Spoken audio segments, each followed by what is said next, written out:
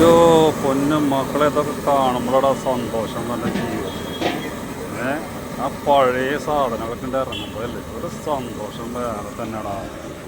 കണ്ടില്ലടാ മക്കളെ, കണ്ടില്ലേ പൊറാട്ട എങ്ങനെ അടിക്കണം നോക്കി ഈ മനുഷ്യൻ. എത്ര നല്ല ഇതാന്നടാ. കുറച്ച് തീയ വേണ്ട ഈ സാധനം, ഒരുപാട് തീ വേണ്ട മോനെ.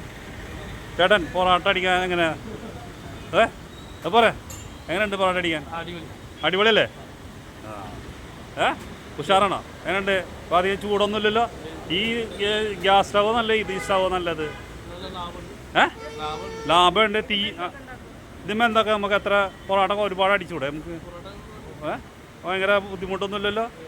അപ്പോൾ പഴയ ഇതുണ്ട് നമ്മളെ ജീവിതത്തിലേക്ക് വന്നു വീണ്ടും. ഭയങ്കര സന്തോഷമല്ലേ ഇപ്പോൾ?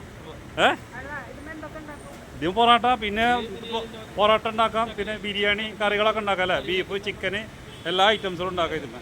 ഇതൊക്കെ ചെറിയൊരു ചിലവുള്ള, വെറും ഒരു 5000 രൂപ ഉണ്ടെങ്കിൽ നമുക്ക് ഇതുപോലത്തെ ഒരു അടുപ്പുണ്ടാക്കി നമ്മളെ ഇതാണ് നമ്മളെ പോക്കറ്റ് അടുപ്പ്. മറ്റേ റോക്കറ്റ് അടുപ്പ് 38,800 രൂപ. അതും ഇതും കൂടി എന്തോരം വ്യത്യാസം ഉണ്ടെന്ന് നോക്കി നോക്കിയാൽ മനുഷ്യന്മാർ. അടിപൊളിയല്ലേ അത്? ഓക്കെ.